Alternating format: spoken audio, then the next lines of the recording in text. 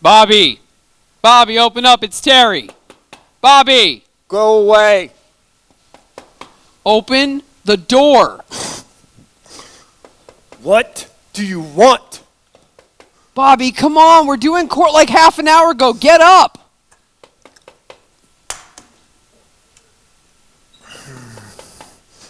Can't a guy just die in peace? Bobby, come on! Bobby! Bobby! What? Oh, good, I see you're live. I'll cancel the coroner's office. Where are you going? To bed. And sadly, alone. Bobby! Go away, Terry. You're not my type. Oh, what's that smell? What smell? These underwear. When's the last time you cleaned this place? Get off my back, Mom. Yeah, come on, get up, let's go. Sturgis warned us not to be late for this appointment. I'm not going, Terry. What do you mean I'm not going, Terry? Sturgis specifically warned us not to be late. Come on. You got a smoke? Are you listening to me? I'm trying not to. You know what, fine. Go to jail. It doesn't. You know, I don't know what's more tiring, being your agent or being your friend. You clearly don't care about your career. Are you listening to me? Bobby! Bobby! I'm sorry, Terry. I was just having a dream that you were standing in my living room and there was a bunch of noise coming out of your stupid pie hole. And I know it was a dream because when I said I'm not going, that was your cue to leave. Cute. Make jokes. Let's see if you're joking when you're sharing a shower cell with 10 other guys in county. I've seen men naked before, Terry, and I'm very secure with my masculinity. Bobby, please get up. Terry, part of your job is to fix the mistakes that I get myself into. So, fix it. Bobby, my job is to find you work. Now, if you think somehow spending the next year in prison will increase your Hollywood marketability, go back to bed. I'll see my other clients. Wait, next year in prison? Oh, I see I have your attention now. Yeah, because earlier you said jail. Jail, prison, what's the difference? Actually, there is a huge difference there. You see, jail is for people like me who get into a little bit of mischief. And prison is for people with real problems. Bobby, you have real problems. That's why we're doing court like 45 minutes ago. You think Sturgis is serious this time? 46 minutes ago. Ugh. Let me get dressed. Welcome to adulthood. So, Terry, do you have my residual check? Yeah, about the check. Good, I could really use it. My rent's like several months behind, and my landlord's really pressing me. Several months behind in rent? How could he let you get several months behind in rent? She. How could she let you get several months behind in rent? Ah, never mind, I don't want to know. It's not like that, Terry. She's 102 years old. I walk her dogs every now and then, and I take out her trash. You're wearing that? What's wrong with what I'm wearing? They're clean-ish. How about like pants and a tie? Uniform of the oppressed, Terry. Check, please. Yeah, about the check. $37? Terry, why am I looking at a $37 check? Well, the Galaxy Trek syndication package was pulled due to legal action by Paramount. Legal action from Look, I'm an actor. I did my job, which is to act, okay? I'm not a lawyer, so I didn't write the shows, and I'm not responsible for copyright infringement violations. I did my job, which is to act. So I need you to do your job and put some zeros behind my $37 check. Well, look, until arbitration later in December, and then Christmas, I might not hear anything about this till next year. But I do have some good news for you. Oh, you're a hired assassin, and you've come to put a bullet in my face. Well, I've had offers, but I don't get out of bed for anything less than 50 thou. What, I'm not worth 50 G's? I wonder what the price on my head would be worth. $37. Want to hear my news? Will it matter? It's a job. A job? Why didn't you say so in the first place, Terry? Show me the money! Get it? Because your name's Terry Maguire in the movie's Terry Maguire? Yeah, I get it. You've been reminding me of that since we met. You want to hear about the job or what? So, a movie. It's a TV. It's a commercial. But it's national, though. Commercial? It's work, right? It's a job. Hey, so, Budweiser. So, Miller. A Dos Equis. Why are you only naming beer ads? I'm working on my strengths. Hemorrhoids. What? I got hemorrhoids. Grow up, Bobby. Come on. I'm not doing it, Terry. We'll talk about that later, okay? Tell me those are aspirin. Yeah, okay. They're aspirins. What? Did you just chug mouthwash? Look. Yuck. Relax, all right? It'll take the edge off, and besides, it makes my breath minty fresh. Oh, it doesn't work. Let's go, Terry. Oh, I should have stayed in bed. Give me those. I wish you'd have taken this more seriously and looked presentable.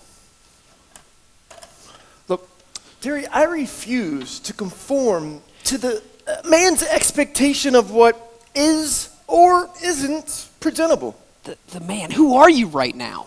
You know, dressing presentable means you're taking this seriously. It shows respect. I feel like I'm on Take Your Kid to Work Day or something with my nephew. Dude, I thought we were going to court. We were going to court, but we missed our appointment. Sturgis's assistant was nice enough to fit us in during his lunch hour. Remind me to send Michaela some flowers. You know, she's kind of hot. Like that librarian kind of way. No, Bobby, what's that even supposed to mean? You know what I'm talking about? Oh, I'm just a lonely librarian with glasses, but when I get home, I like to let my hair down and slap on some fishnets. That's hot. I mean, nerdy girls are where it's at, Terry. I'm telling... Oh, yeah. Remind me to get her number when we leave. No, Bobby, no. Besides, what's going on with you and Darcy DeMisi? She broke it off. She said that I'm holding her back. She gets a one-bit part on NCIS, and now she's Meryl frickin' Streep. Dude, Bradford's wife is smoking hot. Give me that. Can you get your carnal cravings under control for like an hour? Let's get this over with, man. Do you have somewhere better to be? So, tell me about the commercial. I thought you weren't interested in the job. I'm not, but I'm keeping my options open. You don't have any other options. So, how's the money? Still negotiating terms, but it'll be enough to keep you afloat for 6 months. What happened to me, Terry? I was on a hit network show, and now I'm selling butt cream. Do you really want to know what happened to you, Bobby? Sure, I can handle it. You're a charismatic actor who got by on life with his good looks and charm without ever really trying hard or taking his art seriously. Then you drank and popped away all your money, hopping from bed to bed of any starstruck groupie who listened to words you never really meant. Okay, you can stop now. Oh, no. I'm not done. There's more. Then you lost your show. Tragic, yes, but survivable. Instead of getting out there and honing your craft and auditioning, you continue your spiral of degradation until we end up here. Life for you has been a perpetual party, and you haven't realized that it can't last forever. Whatever. Yeah.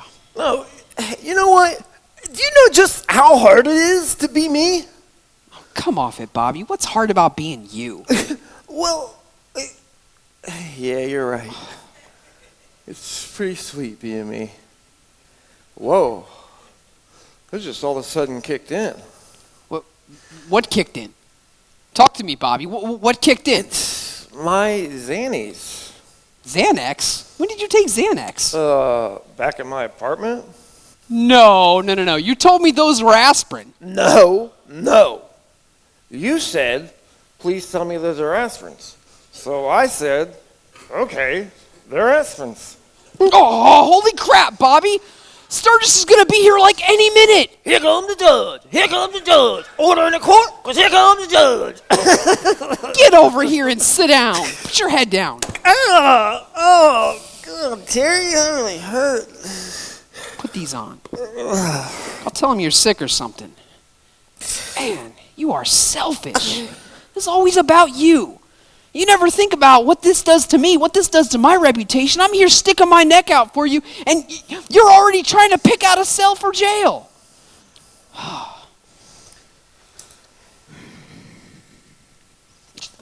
All right. Sit down. We're not in the courtroom. Sit down. Judge Sturgis. Counselor, I see that my time is somewhat an inconvenience for you. So I guess we'll work on your time. My apologies, Your Honor. My client wasn't feeling well this morning. It took us a little longer to get ready than I anticipated. Mr. Mason, I thought I told you what would happen the next time I saw you in my courtroom. Mr. Mason. Mommy? What is wrong with your client, counselor? As I mentioned, Your Honor, my client wasn't feeling well. He's probably feeling the effects of some cold medicine he took. Mr. Mason, are you lucid enough to continue? I feel good. Your client is high, counselor. Isn't he, Mr. McGuire? I should hold both of you in contempt. Honestly, Your Honor, my client's probably feeling the effects of some NyQuil he took for a cold. Yo, sipping on that scissor. Oh, I don't feel so good, Mr. Sturgis. Your Honor, it's my fault. Clearly, Bobby's feeling the effects of some NyQuil I gave him, forgetting about his proclivities for depressants. Why am I finding your story hard to believe, Mr. McGuire? That's because he's lying, Judge Judy. Don't listen to him, Your Honor. Don't listen to him. Like, we're here because we're talking about Mr. Mason's most recent incident involving driving while under an influence of a controlled substance. I know why we're here, counselor. Now, if you don't mind, I'm more than capable of facilitating this hearing. What can you recollect from the events of November the 5th? Oh, well, first off, I had this big fight with Darcy. Right? Darcy? Who in the blue hell is Darcy? His girlfriend, Your Honor. Ex-girlfriend. I got this. Actually, I don't remember anything after that. Oh, God, I'm hungry. Can we just take a 5-minute break real quick? Mr. McGuire, my patience is wearing thin. I have a $37 check. We can get some fresh favorites. Enough! Mr. Mason. Wait. Allow me to refresh your memory, Mr. Mason. According to the Los Angeles County Sheriff's Department, on the night of November the 5th, 2018, you were pulled from your 2001 Porsche. Oh, God, I love that car. Dude. You were pulled from your 2001 Porsche, which you drove into your neighbor's pool during their son's bar mitzvah party. Oh, you remember little David? He's such a sweet kid. Mr. McGuire, you stood before me on several occasions representing Mr. Mason.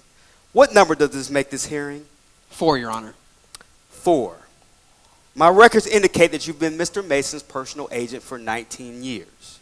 But he's only been employed for only 4 of those 19 years. Do you usually invest so much time in an actor who barely works? No, Your Honor. See, Mr. Mason, Bobby, he's more than my client. He's my friend. Ah, I see. Now we're getting to the crux of the matter here. Mr. Mason appears to have an agent who is also an enabler. Your Honor, that's not fair. Over the years, I'm not finished, Mr. McGuire. You may not be pumping pills and booze into Mr. Mason, but you have not taken the necessary steps to help him maintain his sobriety. Your Honor, over the years, I've helped Bobby get into several residential treatment facilities. Yes, I know. The pampering sinners for the stars. Let me paint you a picture. Your client checks himself into one of these facilities. Several weeks later, he checks out prematurely, and he's photographed drooling and passed out in the West Hollywood strip club. Bingo. Does any of this sound familiar? Mr. McGuire, you're a good attorney. He is the best. But you have to stop cleaning up the messes for your friend and allow him to grow up. Yes, sir. And as for you, Mr. Mason, you have a history of substance abuse, and I believe that you're high at this very moment. You're a danger to yourself and society. So, I'm sentencing you to 18 months in a Los Angeles County jail. What? I'm sorry. Did I not make myself clear? Terry! Your Honor, I know we've pressed your patience more than enough this morning, but I implore you, please extend mercy this one final time. Why? Why, counselor? Why should I listen to anything you or your client have to say? Because locking him up's not going to help him, Judge. I'm sorry, but you know the system's designed to take someone like him in and spit him out and wait for him to come back again. It's broken. It's not designed to help him. You know that, sir. Mason, leave the room. Oh, Your Honor, this is my life we're talking about. I feel like I should have a say so. Bobby, just leave the room.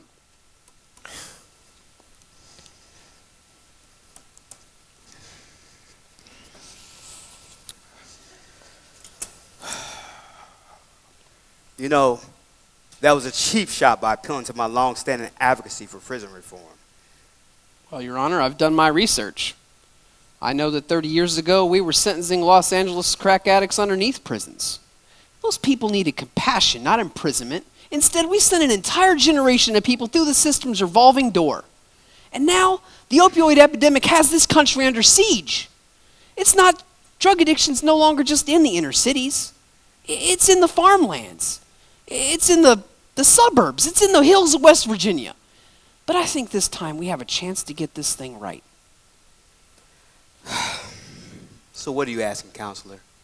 Probation. Well, with the understanding, of course, that Mr. Mason completed an intensive residential drug and alcohol treatment program as far away from Los Angeles and of your choice as you choose. And if he doesn't, then you do what you deem necessary.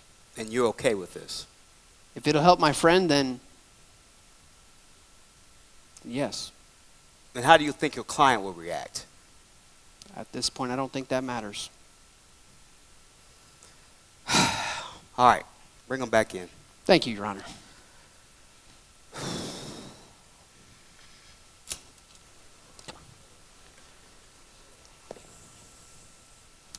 Have a seat, Mr. Mason.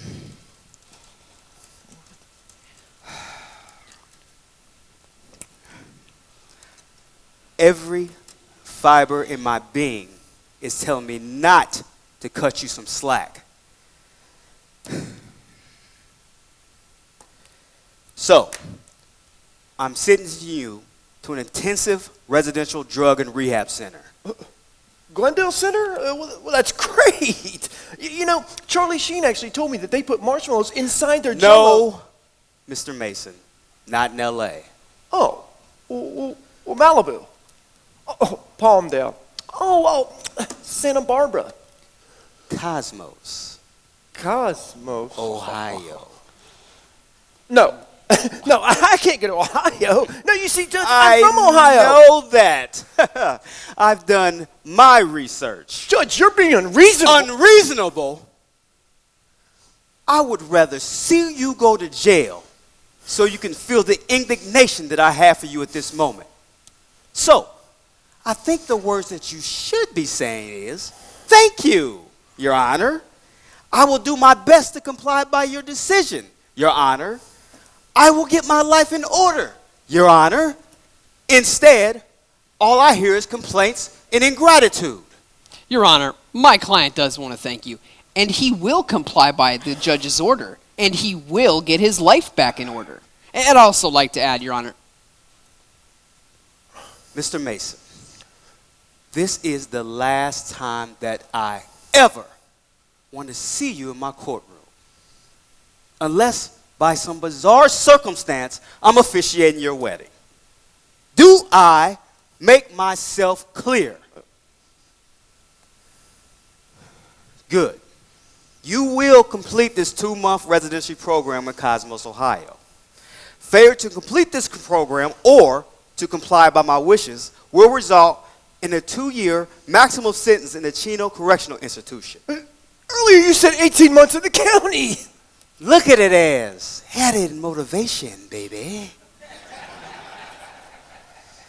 Now, I'll give you two a moment for private counsel while I go grab a sandwich from the food truck. Good day, gentlemen. And when you leave, please close the door behind you. Oh, and Mr. Mason? Yes, Your Honor. Good luck. And get well. Thank you, Your Honor. I can't believe this. This is your fault, Terry. You know, I said I'm never going to go back to Ohio, and I vowed that I would never go back to Ohio. This is bullcrap. You have to work another deal out with Sturgis. Bobby, there is no other deal. You know what? I've booked you a flight for 8 a.m. to Columbus, where a rental car will pick you up and take you to the treatment center. Look, Bobby, you can go to Ohio and get some help, or you can stay here and go to jail. You know, when you land, you should give me a call. And if I don't hear from you, I'll know to put money in your books in Chino. If I don't hear from you... Terry, I'll go, okay? Terry, I don't need you anyway. I don't need him anyway. I'm sorry. Hey, Terry, I guess you're still ticked, so I'm talking to your voicemail. Of course I'm talking to your voicemail. I just called to let you know I made it. I'm here in Cosmos. I have an intake interview with Dr. Theodore Geisel. Anyway, give me a call. I mean, you don't have to, but if you want to, you know, if something about work, or if you just want to know how I'm doing, or, you know, okay, I'll talk to you later. Bye. Well, come in. Hey, Dr. Geisel? Yeah, come in. Have a seat. I'm Bobby Mason. Yeah, I know who you are, Mr. Mason. You do? Yeah, local kid makes it big in Hollywood. Typical success story. And your agent called me and told me to be expecting you. Oh, okay. So, have you seen Galaxy Trek? I don't watch much TV, but I have seen your video on YouTube. I think it was your Porsche being pulled from a pool. Yeah, that video has become the bane of my existence. Anyway, I'm here to do an intake interview. Yeah, it's typical procedure, but painless. You don't mind if I take notes, do you? No, I don't mind. Look, I'm just going to ask you about your name. Yeah, I get it all the time. No relation, though. So let me start with a basic question. So how does a star receiver from Cosmos, Ohio, nonetheless, make it big in Hollywood as a television star? Well, when I was a junior, I had a lot of scouts looking at me, you know, but I was looking to go out west. Not OSU? You kidding me? I was trying to put Ohio in my rear view. Besides, who can resist the co-eds with the cinnamon tans? Interesting. Wait, what are you writing? Oh, nothing. Go ahead. Anyway, I broke all the receiving records my senior year. Made All-American, first team. And UCLA came home with a full ride. And you started as a freshman? I did okay, but I tore things up my sophomore year. I had it all. I mean, the ladies, if there was a receiving record for catching the women, I mean, you know what I'm talking about. Interesting. There you go, writing again. Really, they're just notes for me. Continue. Go ahead. Anyway, I tore my rotator cuff in a game against OSU. I mean, talk about ironic, right? I leave Ohio because it's ruining my life, and Ohio literally comes back to me and ruins my life. So the injury sidelined you? Yeah, I was on injury reserve for the rest of the season. 3 surgeries, 2 rehab doctors. So outside of football, how are you coping with things? You know, just your typical athlete stuff, you know? Actually, I don't. I was on the debate team. It figures. Anyway, you know, professors hassle me about assignments and friends and girls. They stop coming around, but, you know, it's all good. Just typical stuff. So, were you on any medications? Yeah. I was on Percocets, Xanaxes, Vicodins, and X-Laxes. Constipation. Never mind. Look, there you go writing again. I mean, I'm really kind of starting to feel judged over here. So the injury led into acting? Yeah. One day I was just walking around the Griffith Observatory, right? And Wait a minute. Closet astronomer? what? No. You see, I got this thing for hot nerdy chicks, So right? And you said you were walking around Griffith Observatory? yeah. Anyway, some screenwriter saw me and yada yada yada. I got a scene test for a new show on the WB. Galaxy Trek. Yep. So, are we done here? Yeah, I guess we can pull up some more significant threads a little bit later. But let's go over some of our rules and expectations we have for you here at the treatment center. Shoot. All right. First of all, obviously, no using while you're here. All right. And we meet, me and you, for about an hour every Monday morning. All right. And every resident has a 11 o'clock curfew. No exceptions for anyone. Great. Feels like I'm 14 years old again, living with mommy and daddy. Well, structure is key to recovery. Yeah, well, I am going to ace this thing, Doc. Well, good. I love the enthusiasm, but try not to look at recovery as a game. Try to look at it as lifestyle change. Sure. Whatever. Anything else? Well, there's also community service hours that Nope, you can do. I'm cool. We done here? Yeah, I guess so. So next week? Next week, Dr. Seuss. That's not my name.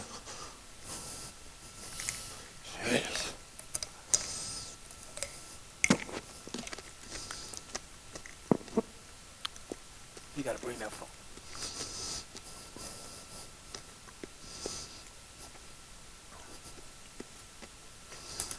Bobby B. Mason. Steve! Oh That my you polka goodness, dot? man! Look at you, man. You look great. And you look the same height. So what are you doing in here, man? Booze? Powder? Oh, God, Steve Smack. I work here. Well, part time. As what, a lunch lady? No, I'm a chaplain. Chaplain? Yes, Bobby. Like Father, Son, Holy Ghost chaplain? That's right. Jesus Christ! Bobby, show some respect here, will you? Sorry, but I mean, what the? Bobby, come on, man. Look, sorry, man. I'm freaking out here. I mean, You, man, I haven't seen you since we were in high school, man. I mean, we were friends, man. I mean, you just dropped off the face of the earth and into space. I mean, literally, man. I mean, one day I turn on the TV and there's Bobby on Galaxy Track. dude, you saw Galaxy Trek? Man, you kidding me? Man, it was a little derivative, but my best bud on TV, how cool is that, man? Unbelievable, man. Bobby, you look like crap, man. Thanks, friend. I'm sorry, man, but, you know, it seemed like every time I looked on the news, there you were in some sort of scuffle or courtroom or a binge, man. I mean, how you doing, really? I feel like gum at the bottom of your shoe, but hey, nothing lasts forever, right, Steve-O? Well, I beg to differ. You know, salvation's been around for over 2,000 years. Yeah, well, too bad I'm not going to be around long enough to reap the benefits. You know what? I'm also the chaplain at Cosmos Correctional Institution. You know what? I would love to have you come help me with my theater ministry there. Nah, you see, the whole thing is I'm trying to avoid in prison, so. Come on, man. My guys would love to have help from a real television actor besides, man. It'll keep you from wallowing in self-pity. You know, remember, doing good for others does wonders for the soul. Look, I'm not trying to get ganked or spanked by some convict, so. It's shanked, Bobby, and no one wants to kill you, Bobby. Not unless they need $37. Huh? Nothing. It's inside joke. Oh, okay. Listen, don't believe everything you've seen in the TV or on the movies, all right? Listen, just know you'll be doing the community a service. Community service? Yeah. Wait 1 second, Steve. All right. Dr. Geisel? Jeez, what is it, Mr. Mason? Earlier you had mentioned something about community service. Yeah, for every hour of community service you do, you can get a reduction of your stay here at the treatment center. So, But, you know, does volunteering at a prison count? well, yeah, I guess so. Great. Hey, I'll talk to you later, Dr. Seuss. You eating the rest of that? Hey, it's not my name. Sorry about that, Steve. I forgot okay. my glasses. Okay. You know, I was thinking, everybody deserves a second chance, right? Yeah. And if you're bad guys down at the prison, need a little help with their play, then who am I to deny them the expertise of Bobby Mason? That's mighty unselfish of you, Bobby. Hey, I mean, what would Jesus do, right? Yeah. So when you need me? I'll tell you what. I got to clear it with Dr. Geisel and put in the volunteer paperwork, so maybe in a couple of days. Great. Hey, it's really good seeing you again, Steve-O. Same to you, man. Well, let me get this paperwork rolling, and God bless you, Bobby. Hey, he's worthy, right? You know he is, man. Hey, it's that time of year again, man. Strange, but I look forward to and dread this time of year. Dread? What you mean dread? Don't get me wrong, man. I love doing this, but the feeling is bittersweet. I don't understand, man. We do this every year. Dude, you don't even know. Being in prison during Christmas, and we're in here separated from our family. I'm supposed to bring the good tidings of Jesus? Man, I feel like I'm singing words to a song I don't believe. Man, look. For 2 hours, these guys come in here to get away. They want, just to get a real feel for what the season is supposed to be about, man. That's why we do it every year. I guess that would be all fine and dandy if I could find the words to convey that message. Hold up. Find the word. What you mean? You have written the play, right? I've got a couple ideas. Man, please tell me you're just being your usually over-dramatic self right now. What am I supposed to do? Huh? Chap told me that we have to cut back on our production. Whatever that means. We don't even get a budget to do this stuff. Man, what's that got to do with you writing the play? Do what you always do. Pray, then write, then pray again. We're always successful. What's the problem now? I don't know, man. This feels different this time, man. It could be a sign. A sign? Listen, Nostradamus, write the play, man. God's got this, all right? Seriously, man. Faith over fear. Did you ever notice the carpet coming up over here? You a carpenter now? Yeah. I'm trying to get you to write a play look, and you we got fixing guests carpet. coming in, man. It has to be perfect. Stop it, man. Brother Clark. What are you talking about? Hey, Clark. what's up? Hey, chap, what's I up? want to introduce you to a Bobby friend of mine. Mason. This is Bobby Mason Hey, here. hey, I'm Bobby. I'm up? Trevor. What's up? What's up, man? I see y'all keeping y'all's heads up, man. It's all good. Chap, what's up with dude, man? What are you doing? What? Dude, relax, all right? I had a small part on Law & Order once. I played a drug dealer locked up on Rikers. You can't look like a punk in front of these guys, or they will make you their... Bobby, you're embarrassing me and yourself. Listen, just be yourself. No, scratch that. Just don't be you, okay? Okay. This could be that feeling I was talking about. It's a sign. What? Him. Do you know who that is? Yeah, we was introduced like 20 minutes ago, or 20 seconds ago, man. Some drug addict who was on the fake Star Trek show. It's Galaxy Trek. And I know he's had his ups and downs. Who are we to judge? I ain't judging nobody. I'm just saying, man. Hold on. Wait. Listen. You think Oxy Boy over there is a sign from God? That's what you're trying to tell me? Exactly. He is a sign, all right. Stop sign. Yeah. Gentlemen, come over What's here. up, chap? Captain Chase Star Jumper.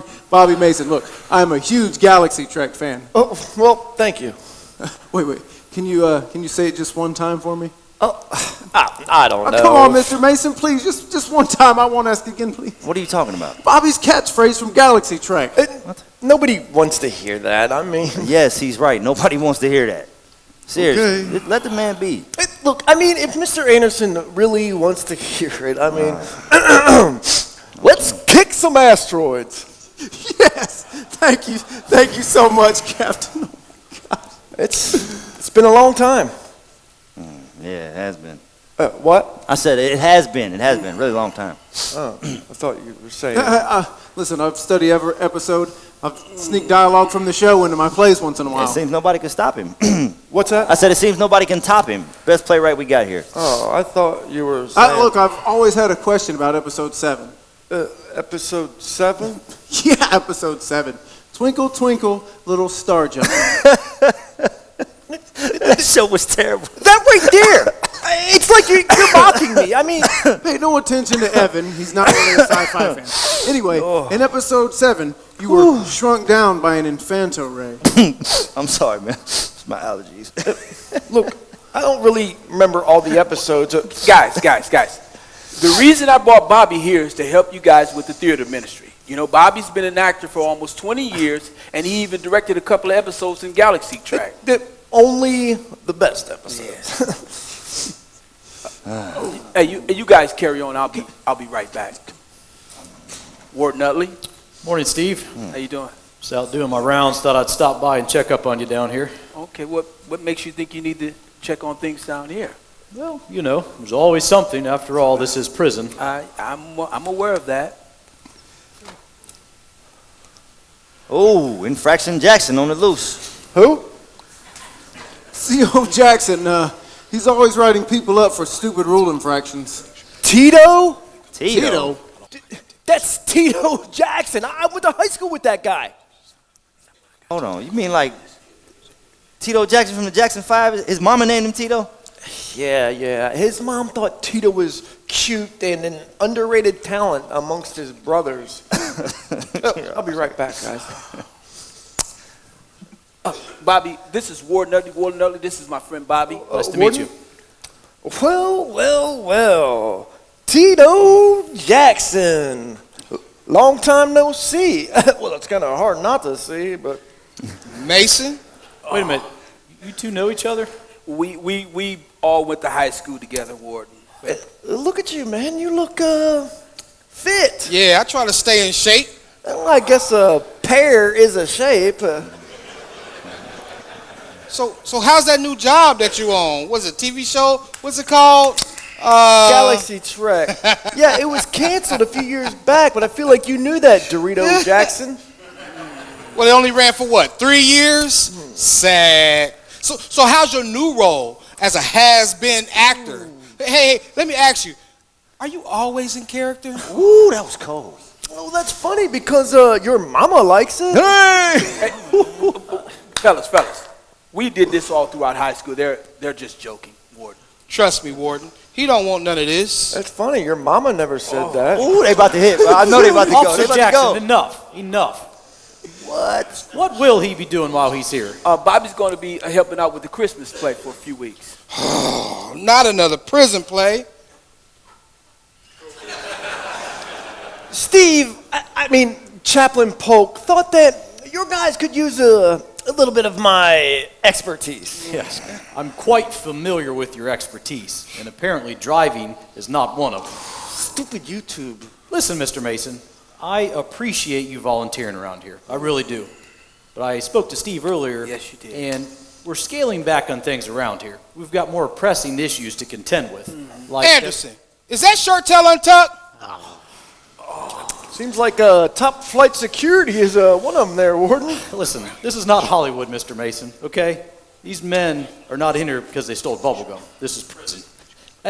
Jackson?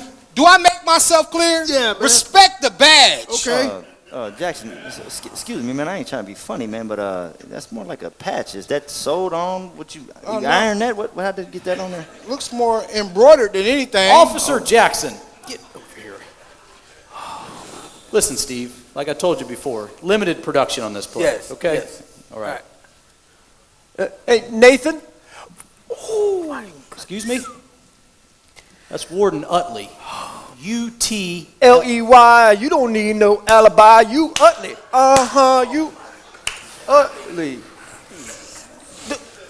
Look, where's your guys' sense of humor? Look, these guys, they really seem like they're trying to do something positive here, all right? And I am just here to... Listen, I don't get paid to have a sense of humor, okay? And why are you here, huh? Listen, I know who and what you are. And what is that? You're a drug-addled miscreant who, for not being a pathetic celebrity, would be sharing a bunk with one of these guys in here right now. And if I had my way... Jackson, you listen to me. I don't like you, and I will be watching you. Have a good morning, gentlemen. Okay, chap. Jackson. Good talking to you, Warden. Sweet guy.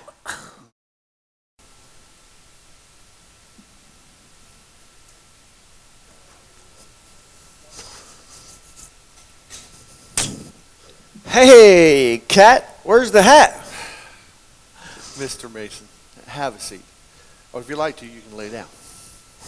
You gonna take me to dinner first? Please. So how are we doing this morning? Oh, Doc. Prison is like the worst high school I think I've ever been to. In fact, I even went to high school with a couple of guys who worked there. So do you want to go back? I would do just about anything to get out of this town as quickly as possible. Mr. Mason. Look, if we're going to do this every week, stop calling me Mr. Mason. It's condescending. Just call me Bobby. Okay, Bobby. So it's Christmas time. Why don't you visit family while you're here? Next question. Do you have any family here? I said next question. There you go with your stupid note-taking. I mean, what? You okay today, Bobby? You seem out of sorts. I mean, this place, Geisel. Why am I here? Well, I think you know why you're here, Bobby. What? You want me to cry and say that I have a drug problem? You know what? If that'll help, yeah. You know, you have a substance abuse problem, Bobby. Look, that may be, but I'm not hurting people, I'm not robbing people, and I don't create victims. There are always victims, Bobby. You could have seriously injured or even killed someone at that bar mitzvah. But I didn't, okay? Now you're trying to lump me in with those felons down at the prison. Do you see yourself any differently? I'm not a lock 'em up type of guy. Besides, those guys did something to get there, right? Comparing me to them, you're reaching. So does comparing yourself to others make you feel better about yourself? I'm an actor. I'm always being compared to others. I mean, it's the consistency of my life. It's exhausting. So, is this where your anxiety comes from? What makes you think I have anxiety? That degree on the wall. You know, here at the treatment center, we give you the keys, but only you can take them and unlock the door and push it open. Great metaphor, Doc. Listen, Bob, do you want the truth?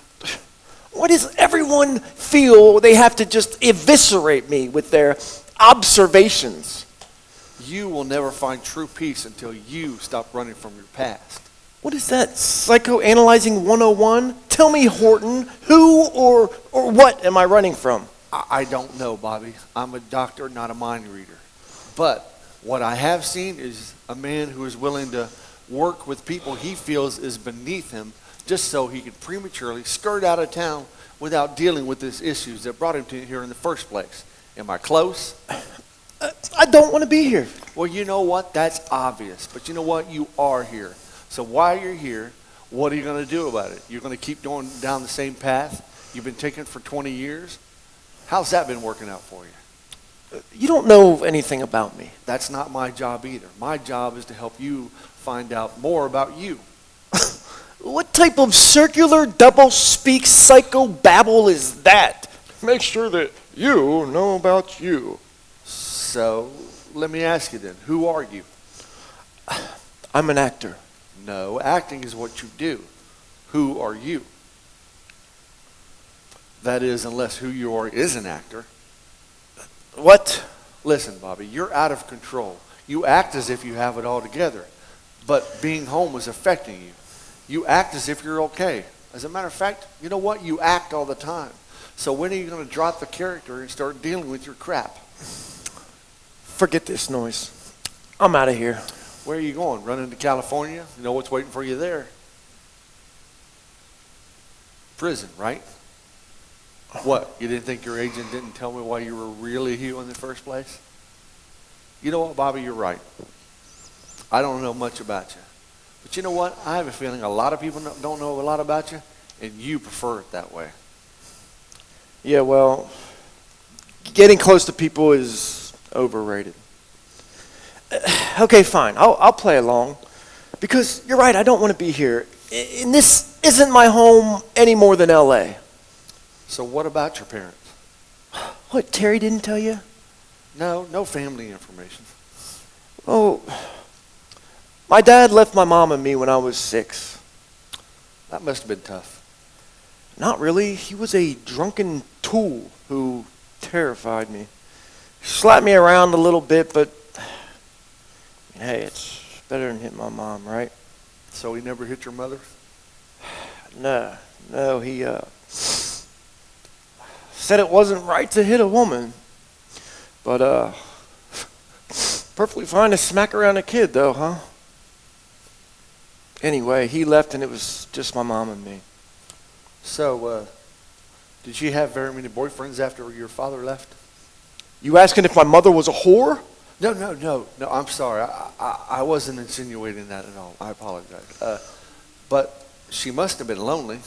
To answer your question, no, she didn't have many boyfriends. In fact, she said that in God's eyes, I'm still married to your father. Sounds like a pretty faithful wife to me.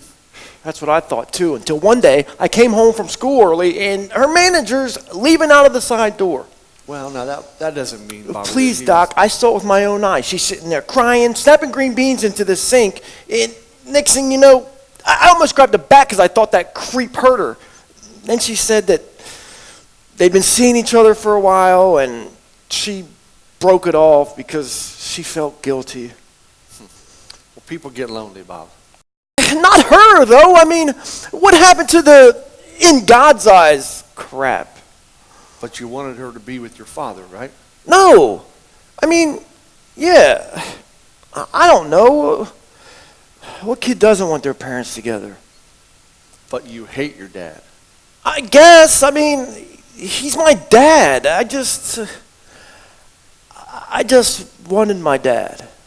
Well, it sounds like she did too. You know, marriages can be messy and complicated sometimes. Yeah, why do you think I never got married?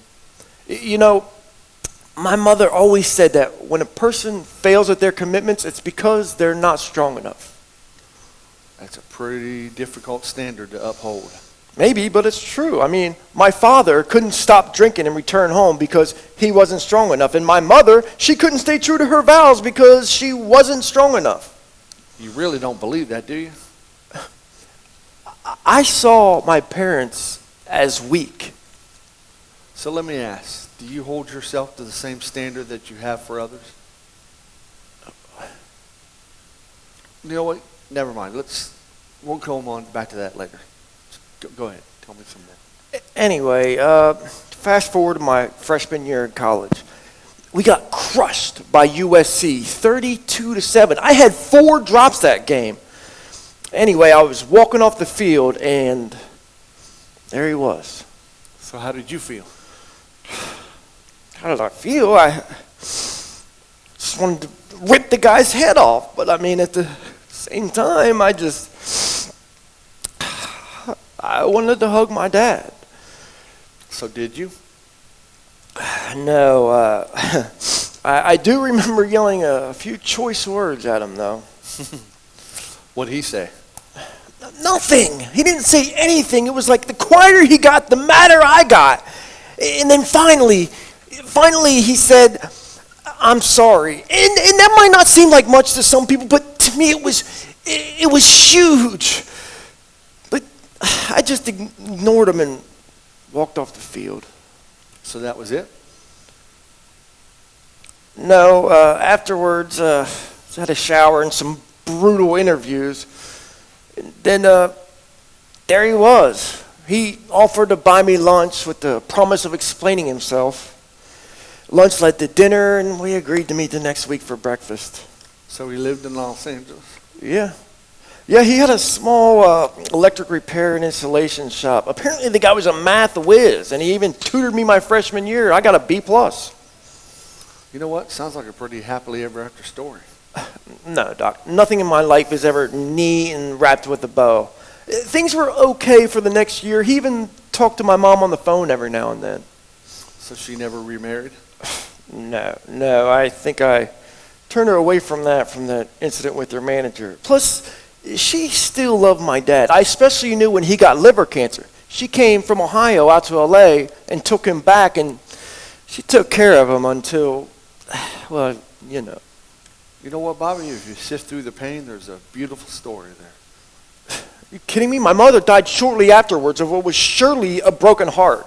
They got close again only for him to die in the end. It's like we were both tricked into believing things were okay. That's why I said getting close to people is overrated. But Bobby, I think you're missing the point. You were able to find the power of forgiveness and redemption because you were willing to let yourself get close. Psychology crap. Why are you so hostile against psychology? Psychology, religion, it's all tools to just control the masses. Do you believe in God, Duck? Let's just say the jury's still out on that one. Well, I am the master of my own ship. Okay. If you are, then let me pose the question to you again. Do you hold yourself to the same standard that you have for others to be strong and overcome adversity? I mean, yeah, I guess. Okay, have you lived your life from a position of strength? I mean, I guess not, but it's not like I've had the best role models. You're talking about your dad. Of course. What tragic character doesn't have daddy issues in some way, shape, or form? Fathers, we're either running from them or to them. Yeah, exactly. The good thing about it, Bobby, is that you don't have to revisit the sins of your father. No, it's too late for me, Doc. Well, I mean, it's never too late, Bob. Oh, goodness. Man, it is late. Man, where'd the time go? Bobby, I think we made some significant progress here today, though. Well, I don't know if I feel better or worse. Baby steps, Bobby. Baby steps. So, next week? Next week. See you later, Lorax. That's not my name.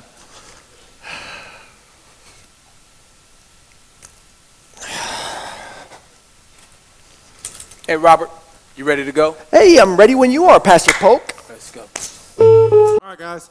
I called this quick meeting to let you know that some big things are happening. A parole? No, but good suggestion. Ooh, we're getting interviewed by the Cosmos Gazette? No, that's another good Would you just tell him? My goodness, man. All right, look. Bobby Mason is coming to help us out. Who? Is he somebody important? Not really. Hey, I was at London with a Jeff Smith. Hey, man, that's not even the same name, man. Bobby Mason could be a nickname. Listen, nobody has a whole name as a nickname. Man, you stupid, bro. Hulk Hogan is a whole name, and that's Yeah. not his real name. But that's an alias. It's different. I mean, what about Cardi B? Cardi B, I mean, are you guys, not a whole insane? name, Cardi man. B, What's for real? happening? Are you Guys, for real, Woody man? Allen. Guys, you're ruining my announcement. Have I ever heard of him? You don't watch a lot of television, so probably not. Then he not important. Exactly. Look, he's an actor, a real one. He had a show on TV years ago. Was it CBS? No, wait, maybe it was ABC. NBC? No, and no. The WB. Oh, jeez. The WB? Yeah. Oh, yeah, I know what he's talking about. They call it the CW now, but at one time it had that show with Pam Anderson in it. Man, look, man. These guys are not going to respect this dude. Even I don't respect him, man. You know I'm a highly tolerant person, man. Everybody shush. You're missing the point here. Which is? We get to work with a real TV star. He can help us with acting, directing, and writing. Look, he can bring some real legitimacy to the theater ministry. Well, then what am I? Stop it. I mean, you're good, Jordan, but wouldn't it be good to get some extra guidance? Yeah, I suppose that can help for when I get out of here and start acting for real. All right, then, when do we meet him? Chef's going to bring him in this morning. Okay, so what's the Screws and Prayer about? Yeah, tell them what it's about. No, really, tell them. They want to know. You going to You let gonna- me? you gonna Are tell you him? going to let me? Are you going to tell them? It's a surprise. You'll find out later. Yeah. What show is this guy on? Galaxy Trek. Never heard of it. Yeah, exactly. That's the point. Nobody has. Cheesy sci-fi ripoff, man. They got a little too close to Star Trek, so they took them off the air. No, they didn't. No. Yeah, it was a ripoff, man. Seriously. No. Look, it They- was an homage. No, they used dialogue straight from the show, man. Look, that was an homage, man. Look, it's like when you That's it. watch a movie or a play and they use dialogue from other stuff. I think it's cool. Man, I hate when they do that, man. Yeah, I do too, man. It's like they say, oh, look at us, we're cool, we're using dialogue from other shows. Man, write your own stuff, man. That's corny, man. Hey, well, Scary Movie uses different movie references. Yeah, but that's a parody. That's that's a comedy. So Galaxy Trek was a comedy then? Yes. Comedy. Every time you look at it, man, they doing something different that's goofy. Don't pay him no attention. Mr. Anderson, this is Mr. Clark, this is Mr. Ortega, and this is Mr. Westfall. Oh, wow, I can't believe this. I am such a huge fan of yours. Allow me to introduce myself. My name is Jordan Westfall, a resident of Thespian. Wait, thespian? Isn't that what a woman like other women? No, man, chill out, man. You tripping. No. Look, it's great to meet another fan, but I mean, who's really the bigger fan, you or Mr. Anderson? I'd have to say that's T. I mean, he is the weirdest guy I know. Weirdest guy. It's a compliment, really, Mr. Mason. Bobby. No, it's Mr. Mason. Come here. Again? I mean, DRC has a strict policy about establishing relationships with inmates. Remember the video you watched? we just shook hands. You can't be too familiar with inmates, okay? So let me get this straight. The warden can call you Steve, but you have to call him Mr. Utley? That's different, Bobby. Hey, I got some paperwork to do. Hey, I'm gonna leave you guys to it. You gonna be okay, Bobby? No, I got this, Steve-O. Steve-O. Steve-O. Look, guys. When the chaplain and the brown shirts aren't around, just call me Bobby, all right? Yeah. Okay, cool. Hey, so you're gonna help us act. Hey, my knowledge is your knowledge. Hey, man, come here for a second. Man, what's going on? Well, I don't trust dude, man. I had my mom look him up. He's into some bad stuff. I don't think he's right for this, man. Look, he's a guest and a friend of Chap's. Show some respect. Man, Look, for me... Look, I hear you, man, but I got you. Listen, All right, come on, man. I still don't trust this dude. though. That's cool. Let's get on over here. Get your seat, too.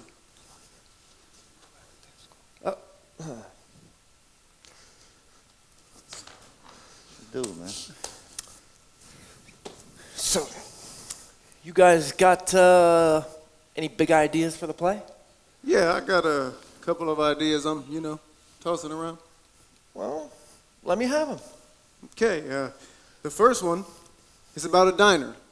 It's run by a, wise and helpful person. There's 3 wacky FBI agents running around, and Mary and Joseph are mistaken for terrorists. That sounds good. I like that. That's all right. That's all right. No?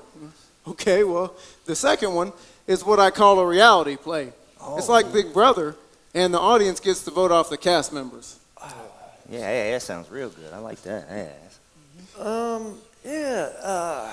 Those are the dumbest ideas I think I've ever heard. I mean, are you serious? A diner? I mean, a reality play? What in the... Hey, man, you need to back off, man. For real. No, he's right, Evan. Those ideas are kind of lame. Nah, he's being disrespectful, period, man. This ain't Broadway. Where you think you at, man? Look, I'm sorry. Look, they're different, okay?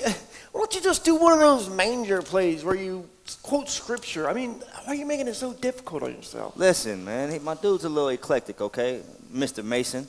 Bobby. No. Listen, man, he likes to do variations on a theme. You know, ain't no sense in doing the same thing as everybody else. Okay. My bad.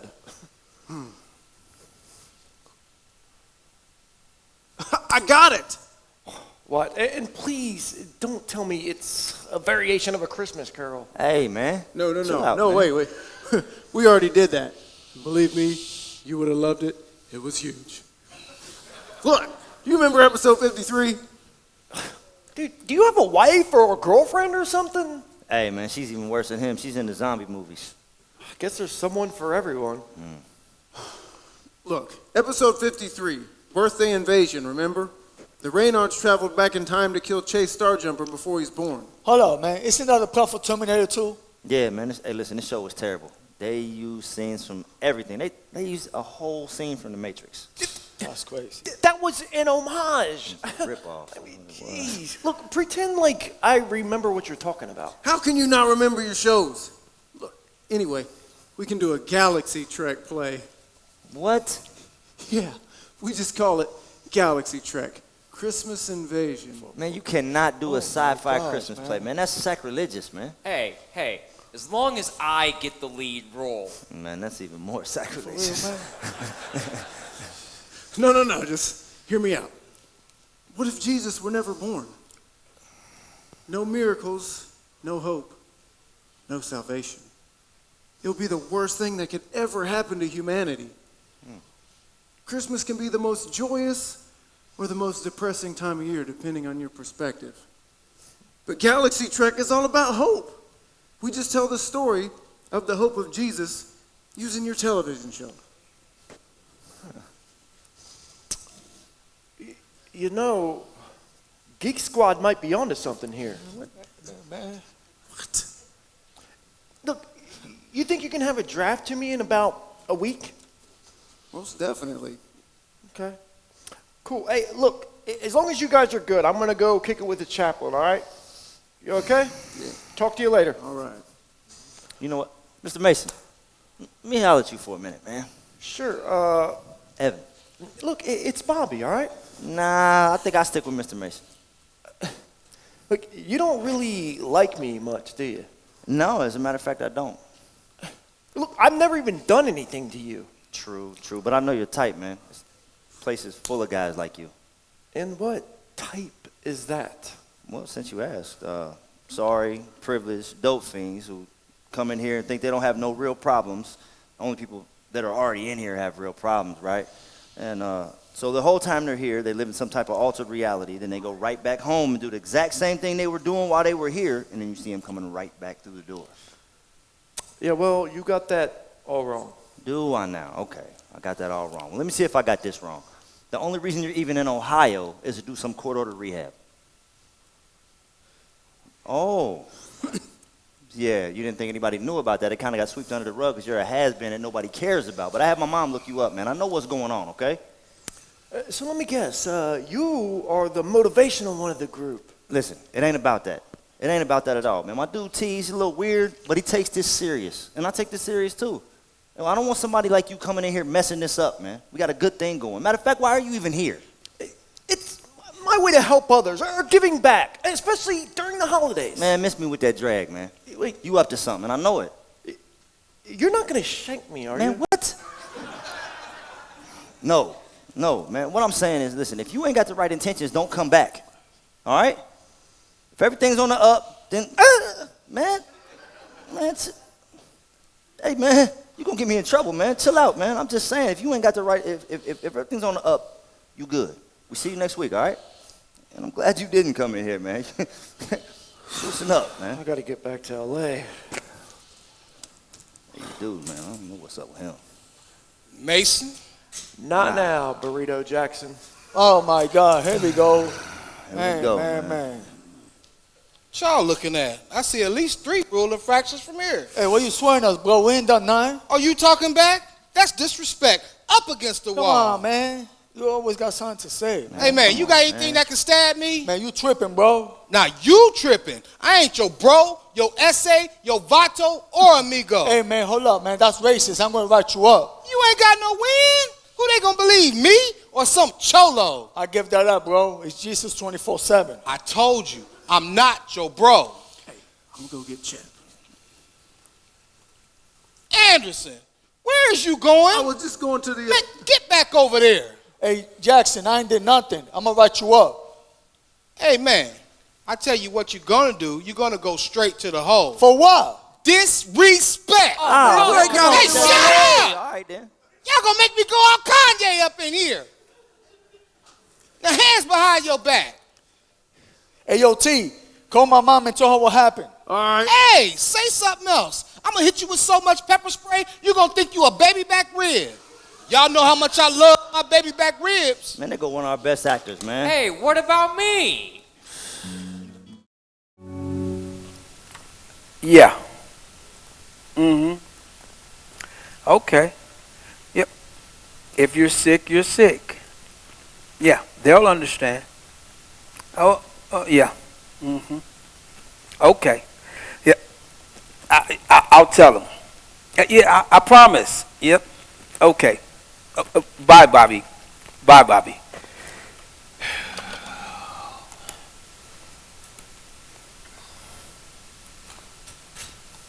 Busy, Steve? No, not at all. Come in and have a seat. No, thanks. I'll just stand. So, do you need anything, Warden? How long you been doing this? 9 years next month. No, not working here. How long you been doing this God stuff? Oh, you mean how long I've been a Christian? 23 years. Good, good.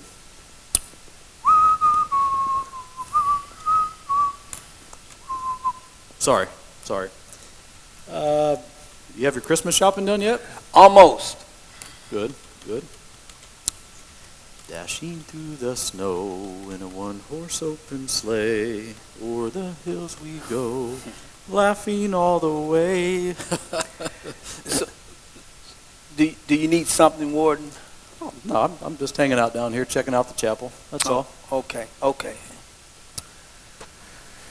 Did you grow up in church, or did you have some kind of personal crisis? I was raised in the church. So, how does a kid raised in the church befriend someone like Mason? Well, it was purely out of self-pity. Well, no, Bobby's not as bad as he presents himself. You know, Bobby actually had a rough childhood. See, that's it. I hear that excuse all the time. You know, I had it rough growing up as a kid, too. You didn't see me go out killing, robbing, raping, and drugging. May I sit down? Hey, sure. Warden, but by the grace of God, you or I could be sitting in one of these seats for various things. You see, I refuse to buy into that, though. You know, doing crime's a choice. You and I didn't make that choice. That's true. We do have the freedom to choose, but are we talking about Bobby? Who? Bobby Mason. You asked me how I befriended Bobby. Bobby Mason? Why would I want to talk about Bobby Mason? Okay, well, what do you want to talk about then, Warden? Well, you know, each morning when I'm drinking my coffee, I sit in my office and I look out my office window and I see hundreds of guys out on the yard. And I think any one of them could easily be my son. So does that explain your particular style of leadership? That's a diplomatic way of putting it. Well, a soft answer turneth away wrath. That makes sense. You know, it just seems like these guys get younger and younger in here, though. I mean, some of these guys, parole officers, they haven't even been born yet. This has got to stop. I agree. But it all comes down to choices. You know, choices, good or bad, or right or wrong. It's bad choices that leads to crime and its consequences. So if people know what the consequences are, why do they complain when they're being punished? Well, see, Warden, you're looking at choices from a cognitive point of view. See, understanding why a man commits a crime and how you prevent him from doing it again is going to require you to look at things from a spiritual point of view. You see, in my profession, we call bad choices sin. And the man who commits the sin, he doesn't have a cognitive deficiency. What he has is an issue with the soul. So you don't expect me to go around my prison telling inmates to stop sinning? Warden, you can use godly principles in all forms of leadership.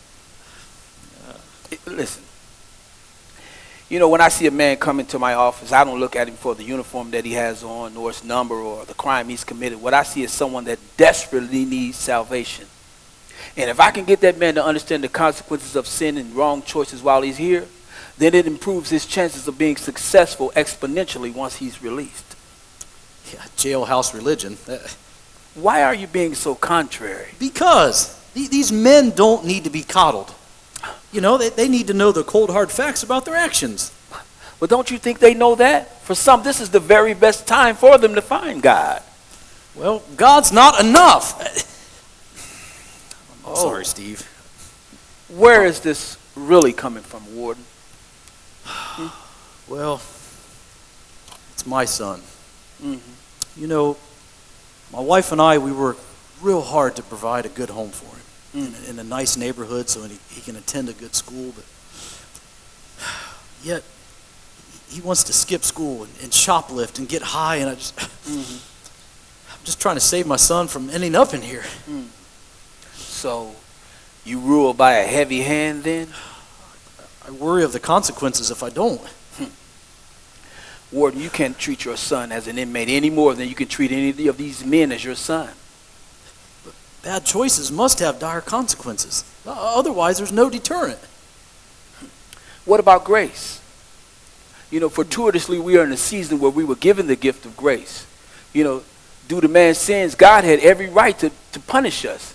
But instead, he provided an avenue of grace through the birth of his son, Jesus. It is because of love and grace that we understand the consequences of our wrong choices. Because living a loveless life is worse than any prison sentence, or in your case, a berated son. That makes sense. Anything else? I'm just kind of overwhelmed. You know, do you really think there's time to save my son still? Oh, of course, no one is beyond redemption. And that includes your son or the 2,300 men that you supervise daily. And contrary to what you said, I know you didn't really mean it, Warden, but trust me, God is enough, Warden. Nathan. Oh, thank you. Anytime, Chaplain. Thank you. I do feel a little bit better. Good. So, is there anything I can do for you? Well, there is a matter involving inmate Ortega. He was taken to segregation. Okay. What's his number?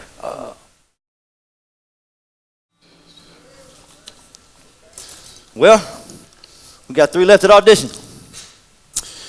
That's 12 people for 3 roles. Correction, 4. Don't forget we got to replace David too. Oh, man. It was like Jackson was antagonizing him. Man, yeah, I don't know what that's about. You ready? Yeah, man, I'm ready. First up. What's up, fellas? I'm out. Hey, all right. What's up? I They guess can't we hold ain't got to me. replace him. Wow. What's up, fellas? Dude, what happened? Man, bro, listen. As soon as they put me in that cell, I was in deep prayer. Yeah, we were too, man. I appreciate it. Anyway, about 12 hours ago, the warden showed up and opened up my cell door. Yeah. What? Yeah, he said he noticed a change. He said he looked me up and noticed the change, and then he also said he sees the positive things we do with the theater ministry. Utley? Yeah, Utley. Wow. Hey, y'all didn't recast my role, didn't y'all? No.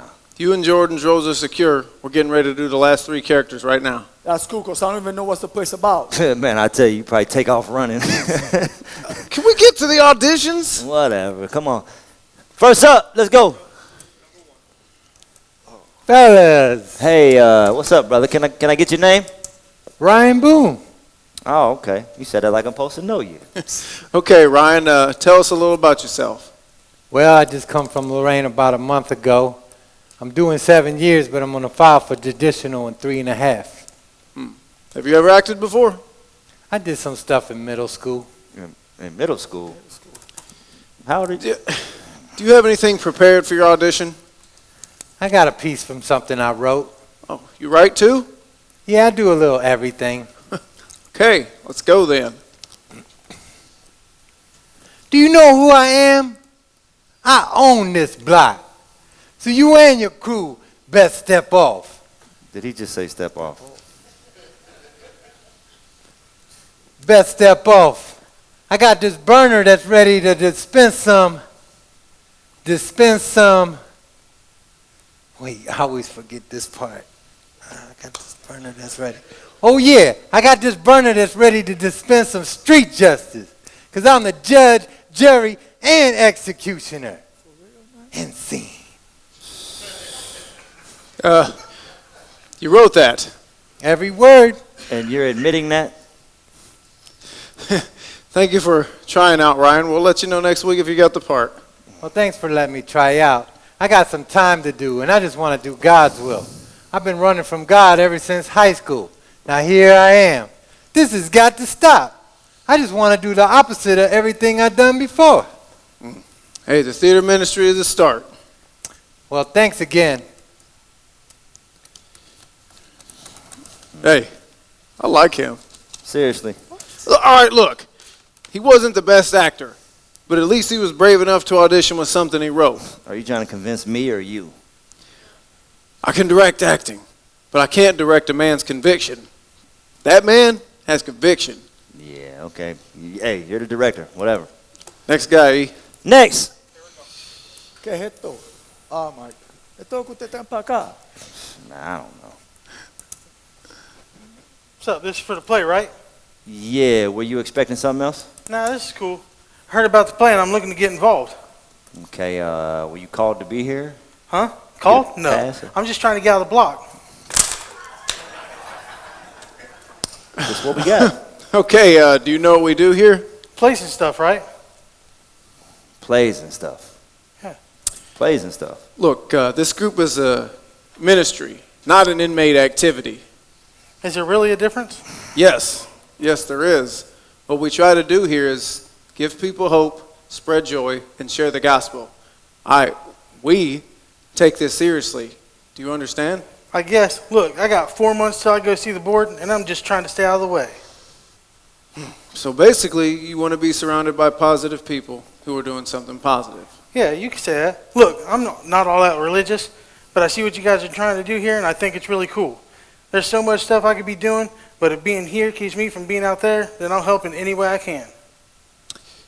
Philip, that's exactly what ministry is about. Do you act? Not really. You know what, Philip? I'm going to break protocol and tell you that you are why this ministry exists, to give people hope. You know what? I'd like you to be a part of this production. Why don't you come back next week? I think I have a small role for you. Cool, okay, bet, thanks.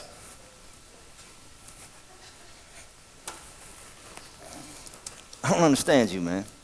You want to do these big, elaborate plays, right? But then you want to turn the theater ministry into a rescue shelter. Isn't that what the church is? One more, man. right? I guess. One more. You hit him. Next.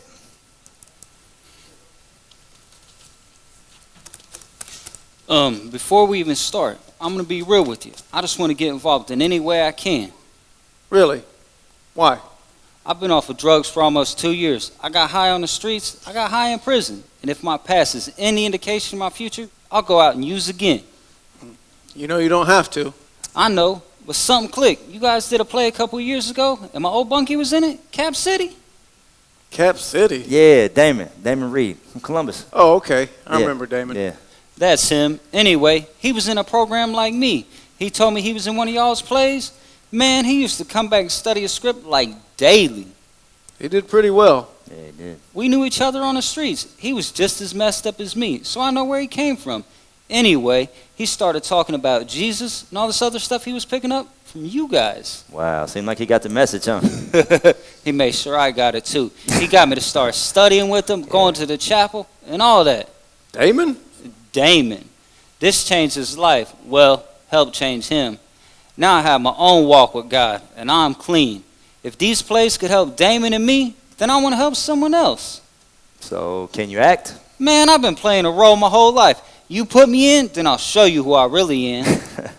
You know what? I like that, man. I do. I like that a lot. I guess there's always room at the rescue shelter, huh? I don't get it. Nothing, man. Inside joke. It's cool. Oh, You're good. okay. Yeah. Hey, we get a pass for next week. We'll see you then. Cool.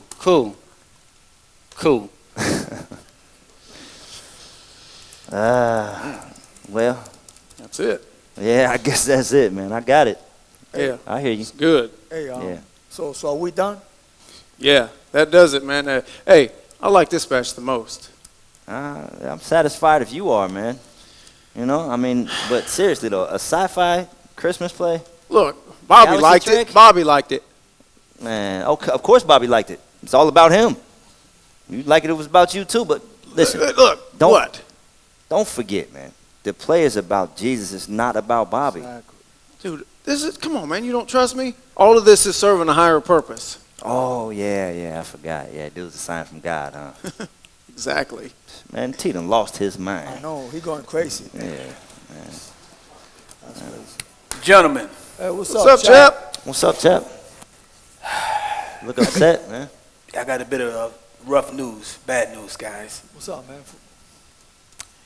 Juan Carlos passed this morning. Man, yo pensaba que se estaba mejorando. ¿Qué pasó? We all thought he was getting better. Wow, man. And Carlos like my big brother, man. And he was like a big brother to all of us. He came down here every year and gave every last bit of energy he had to this ministry. Yes, he did. He was down, but you'd never know it because he always lifted himself up with the power of God. Man, you know, he always had something positive for me. Always. And I was a kid in prison 20 years ago, and he never let me be upset. He never let me be upset. He never let me get into none of what was going on in the yard, man. When he saw me going the wrong way, hey, man, come here. Come here, let me talk to you for a minute. And in the midst of all the craziness that was going on, man, and when I seen him again all these years later and he was sick, he still had a smile on his face. Yes. You know, he still had love in his heart, man. Man, you know what, man? God be pleased with him. Carlito is the reason I started the ministry when I wanted to quit, man. Because he was like, David, man, I see you over here going crazy, acting wild. He pulled my coat up, he pulled me up and said, man, look, I see a lot of positive things in you, man, you need to change.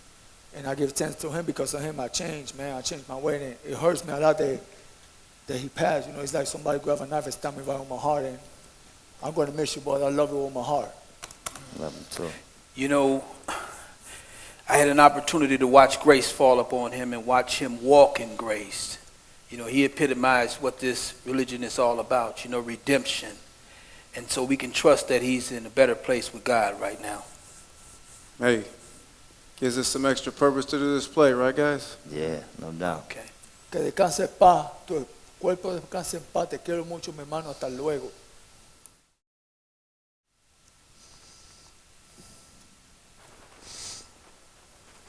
Hey. Oh, hey. What are you doing here? I work here, remember? And you haven't been at COCI in over 3 weeks.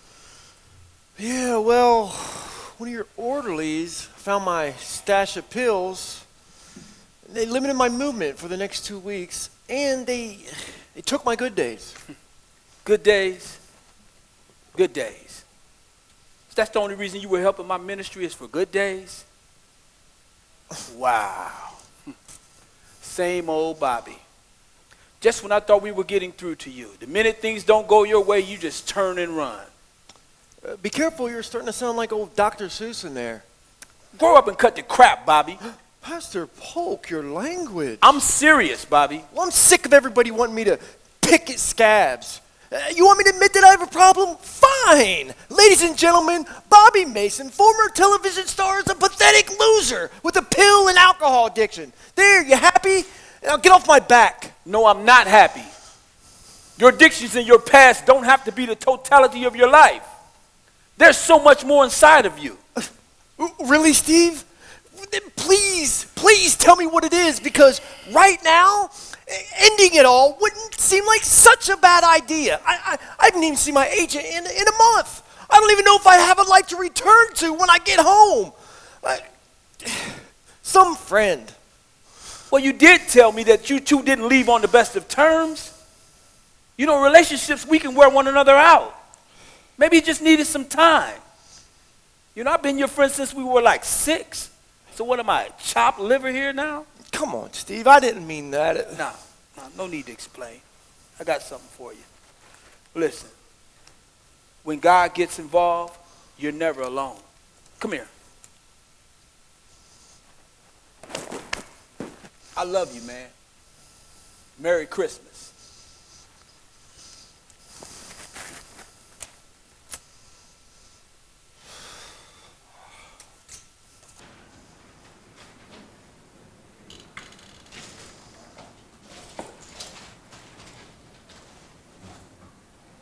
Mr. Mason, I don't really know you, but I was told to say something nice, so something nice.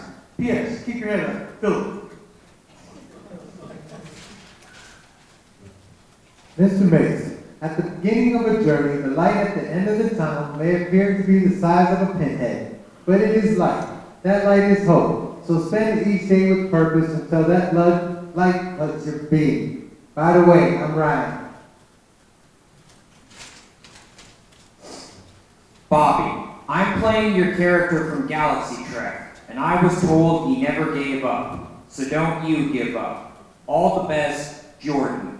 P.S. I've also signed my name because this signature is going to be worth something one day.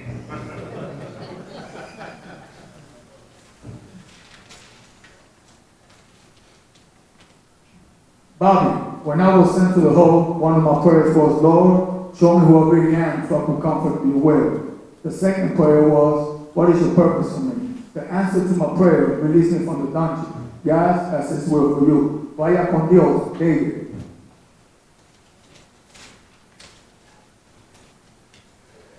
Dear Bobby, you suck!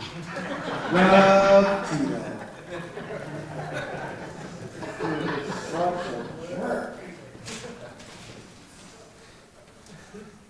Bobby, you're welcome in my prison anytime. Well, hopefully as a visitor. I've learned recently that God is enough. Warden Utley.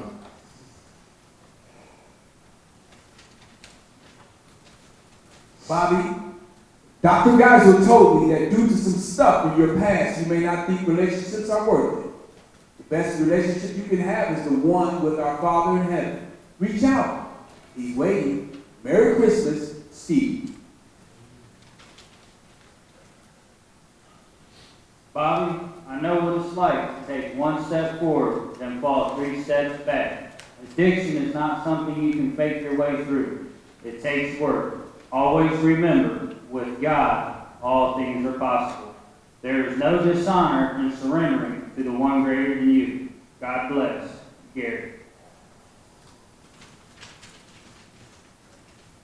Bobby, I have a confession to make.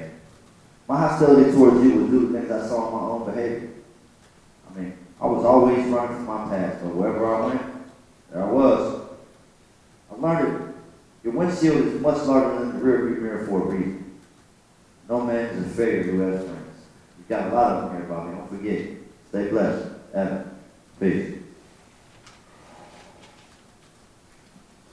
Bobby, the Christmas story is a prisoner story, and it's your story. It is a story of redemption. Christ's birth was God's plan to reconcile man back to Him. Today is the day of your redemption. Receive the call. P.S. I hope that you can come see the play. The guys have worked very hard. If you can't make it, I understand. No longer your fan, but now your brother, Trevor.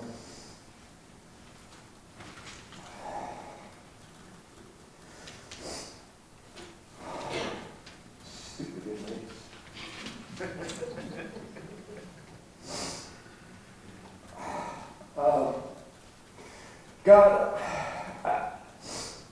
I know you probably don't remember me, but it's Bobby. All right, guys. Yeah, let's go, hey, fellas. Look, yes. We had our setbacks, our challenges, went through a whole lot to get here, man, but we're here. We did it. Showtime. Y'all ready? Yes, sir. Let's go. Let's go. Hey, look, first off, we got to give it up to Chaplain Polk, man. Always got our back with Yes, sir. Huh? Don't happen without you, chap. Hey, listen. Our visionary, Mr. Anderson. Yeah. Huh? He wrote up a good one for us. Huh? Yeah, let's go. Definitely did. Definitely did. Okay. All right, first of all, I want to thank my buddy Evan for always talking me down from ledges and keeping me grounded in reality. Most importantly, I want to thank you guys for showing up, for dedicating yourselves to this, for learning your lines, learning your parts. Thank you so much. I know me and the fellas appreciate it. Before we begin, we want to... Bobby! Hey!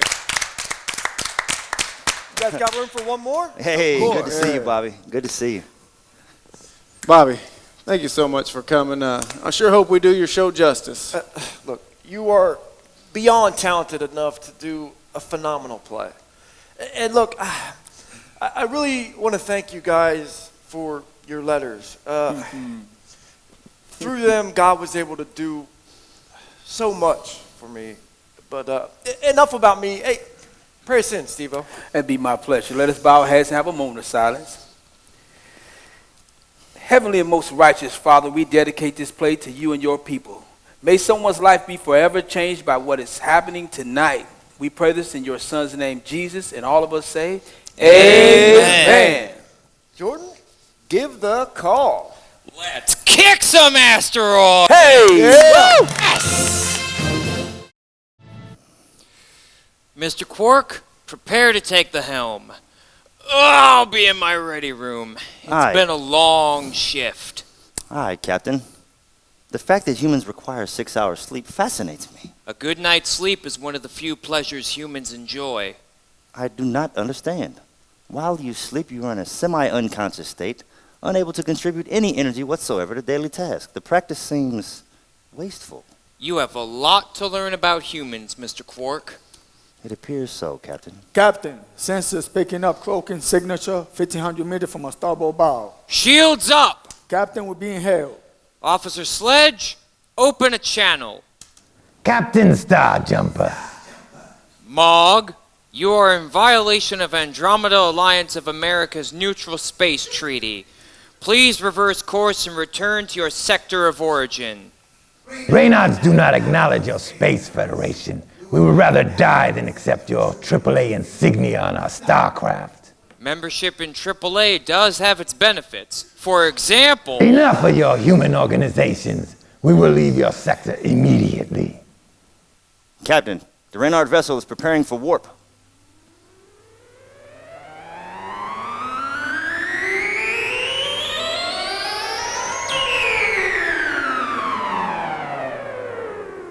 They gone, sir.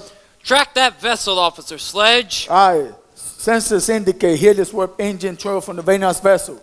Captain, the Helix warp engine is capable of time travel, thus violating the space-time continuum in McFly 10 in Accord of 1985. Captain, sensors have tracked the vessel time jump to Earth, circa 1 BC. Where in 1 BC, Officer Sledge? Bethlehem. Why would the Reynards travel back to ancient Earth? Mr. Quark, program possible strategic scenarios into the computer. Processing. What are you up to, Mog? The computer has arrived at the highest probable scenario based on our data parameters and historic Reynard battle strategies. Proceed, Mr. Quark.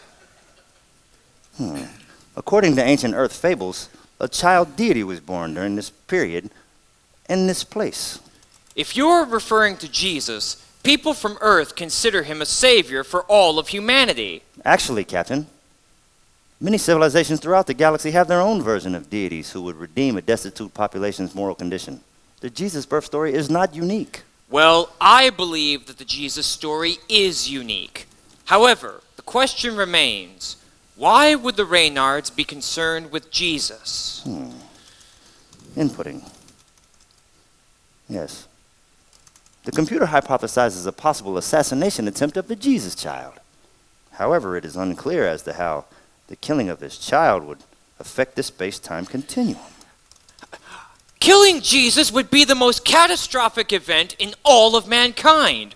Without Jesus, humanity would be without hope, nay, without purpose. Mankind would be a people most miserable.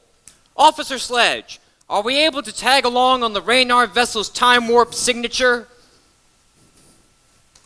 Aye, but our window opportunity is diminishing by the seconds. Set a course, Officer Sledge. Mr. Quark, you will join Mr. Sledge and myself on an away team once we reach Earth. Aye, Captain. Preparing period clothing. Officer Sledge, open a channel. Attention Perseus crew. This is the captain speaking. We are about to embark on a mission of significant importance and consequence. This may well be the trek of human survival. Godspeed, gentlemen. Mr. Sledge, punch it!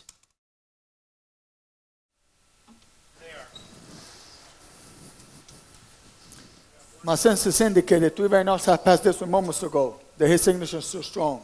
Well, men, follow the trail.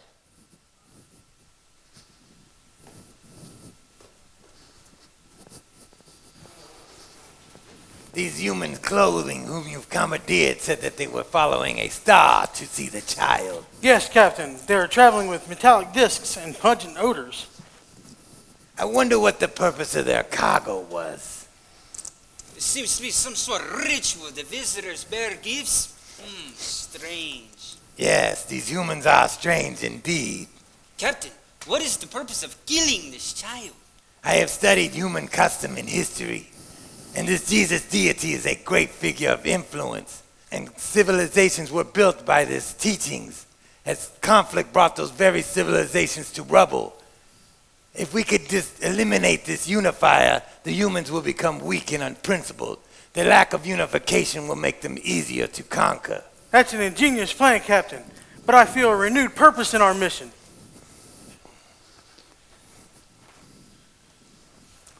Captain. I will now volunteer to participate in the Reynard ritual of Kachu. Captain, I advise against a battle to the death. A Reynard's strength is twice that of a human's. Mr. Quark, Jesus is worth it. Let's kick some asteroids. Hey!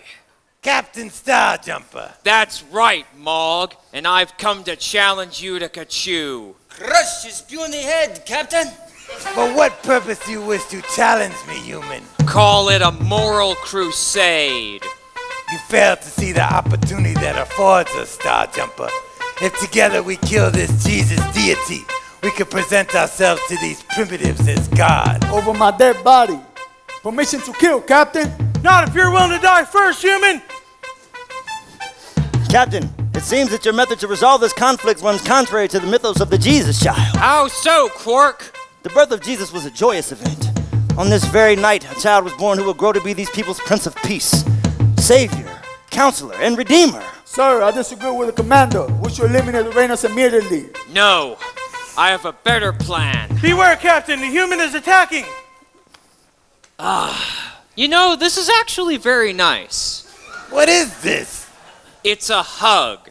I will not use this opportunity to bring more suffering between our races. Let us start the process of peace, regardless of our past. Captain, it is a trick. No! Peace is never a trick. We must use the example of the Jesus child to bring peace and goodwill across the galaxy, something that AAA is unable to do. Interesting. Peace. Yes, I choose peace. Captain, the course of human history remains unaltered. The birth of Jesus is still celebrated every December, and its significance continues to bring hope to all who come across it, even in the 22nd century. Amen, Mr. Quark. Amen. Yeah! Woo! Good job, guys. Hey, I told you my boy was right, didn't I? That's a good job. Yeah, hey, man, listen. What's going on, man? All it This took is was it a little right bit here. of work, you know? Push it Hello? here, push it there. Hello, Yeah. I'm looking for my friend. Wait. Okay. This is where this has to happen, then this is where this has to happen. I'm not letting you get away from me. How about that? I used to be good at this. I used to be good in negotiation. They'd send me in there all alone. I'd do it by myself. But now But tonight our little project, our meeting, had a very big day. A very, very big day. But it wasn't complete. It wasn't even close to being in the same vicinity as complete because I couldn't share it with you. I couldn't hear your voice or laugh about it with you. I miss my friend. We live in a cynical world. And we work in a business of tough competition. And, well, you complete me. And I just... Shut up. Just shut up. You had me at hello. Oh, my goodness. What? Wow. Now that is an homage. Wow. So, what are you doing here, man? You know, sometimes we get so caught up in our own story, we forget we're supporting characters in someone else's. Yeah. And the chap called and said, you could really use a friend. But it looks like friends surround you. No doubt. Yeah, they definitely do. Good. So, what's your big news? Well, Galaxy Trek has a huge internet following thanks to your recent YouTube stardom. There's even a petition to get your show restarted. Oh, my, you got to be kidding me, man. Stop it. What? And the reason Paramount drug your producers back to court? They want to purchase Galaxy Trek and incorporate it into the Star Trek universe. And the best part, they want you back as Chase Starjumper, CBS All Access, 22 episodes, minimum run of 3 years. I'm about to show you the money, baby. Yes! Galaxy Trek is back! I mean, this calls for a celebration! No! I'm just kidding.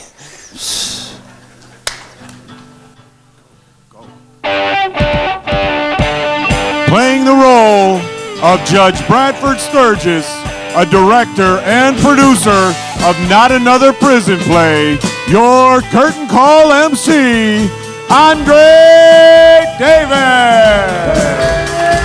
You guys have a good time tonight, say yeah! If you have a good time tonight, say yeah! We'd like to thank everybody for coming out to see our play tonight. Not Another Prison Play. Now we want to bring out our crew. If you're ready to see our crew, say yeah! Yeah! If you're ready to see our crew, say yeah! Come on, let me hear you! Say yeah! There's a stage crew coming out right now. First, our stage crew manager, right here, raise your hand. Give it up for Ruben.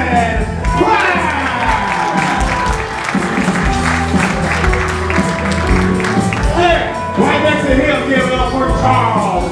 T.T. Courtney. Hey, give it up for Daniel Coleman. Justin Lawrence. Ethan. And Jose Pedro Lopez. What's Mark Springer? I don't see him out there. He's here. Mark Springer, give him a clap for Mark Springer, too. What do you give it up for our stage crew? And now our prop director, give it up for Dave Mosley. His assistant, give it up for Jerry Smith. And our stage manager, give it up for Jeff Hahn.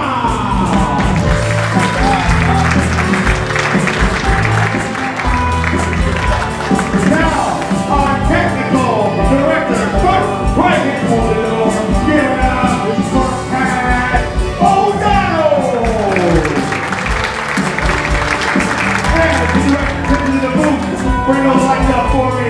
First, our sound technician, give it up for Grant Charles. And right next to the technical director, give it up for Grant Nella. And now, the cast of Not Another Prison Play. First, playing the role of Philip Oswald and Lord, give it up for me, Mark Bishop. Playing the role of Derek Buckman Sandlog, give it up for Jacob Ashford. Playing the role of Ryan Boone and Bob, give it up for Chris Hooray! Playing the role of Tito Jackson, give it up for Danny F. Moore Jr. Playing the role of David Fortune and Ken Hoystead, give it up for David DeHaydoo. Playing the role of Dr. Theodore Castle, give it up for Kevin Burr. Playing the role of Floyd Westphal and now King Starjumper, give it up for Aaron Boomerang.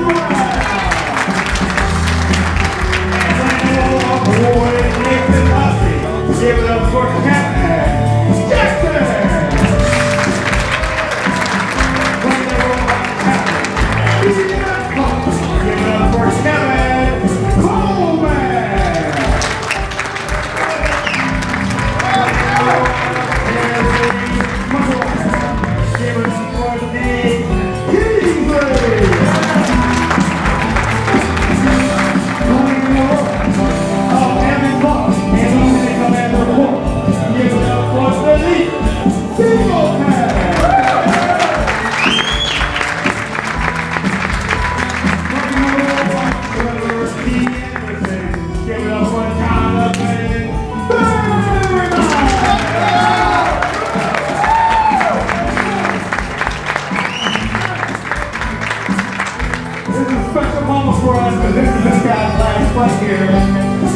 be gone after this play.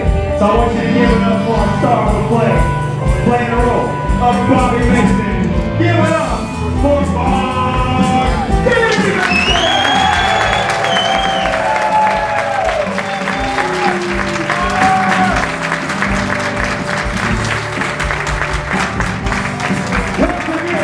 Give it up for the cast of Not Another Prison Play. Take it out.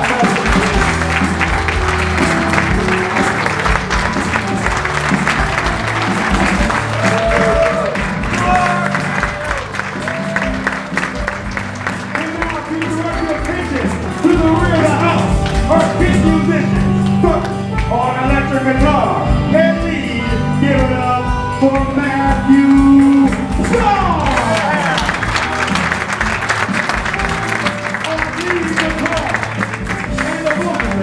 Give it up for Dave!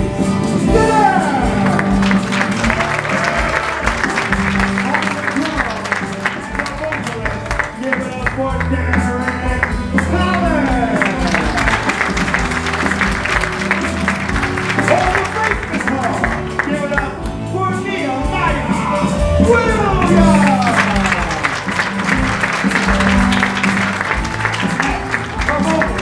On the piano and the musical director of Not Another Prison Play, give it up for Doug Elliott! Once again, give it up for our pit musicians!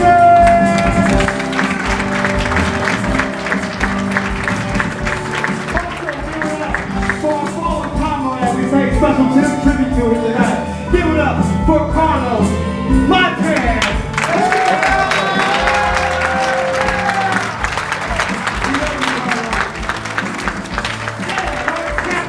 Who makes all these things happen? Give it up for Chaplain!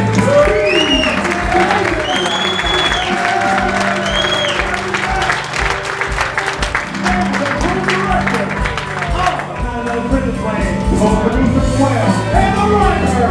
Give it up for my buddy, my friend, Champagne!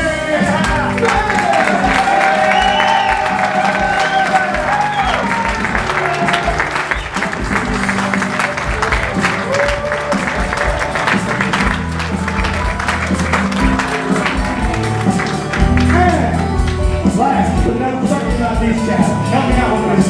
Help me out with this. You know what I'm talking about. Introduce him. Come on, start it off. Who is that? Jesus. Who is that? Jesus. Give it up for Jesus!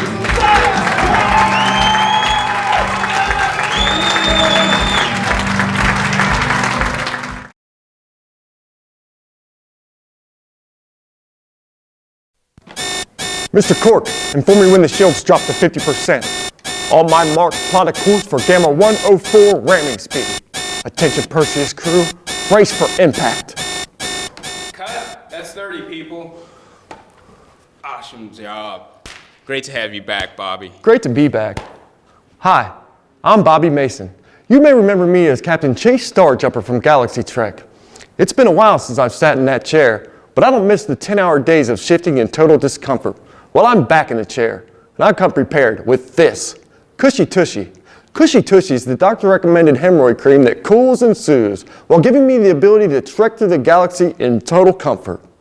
Cushy Tushy, the cream that cools, soothes, and eliminates hemorrhoid pain. Try some today. Let's kick some hemorrhoids.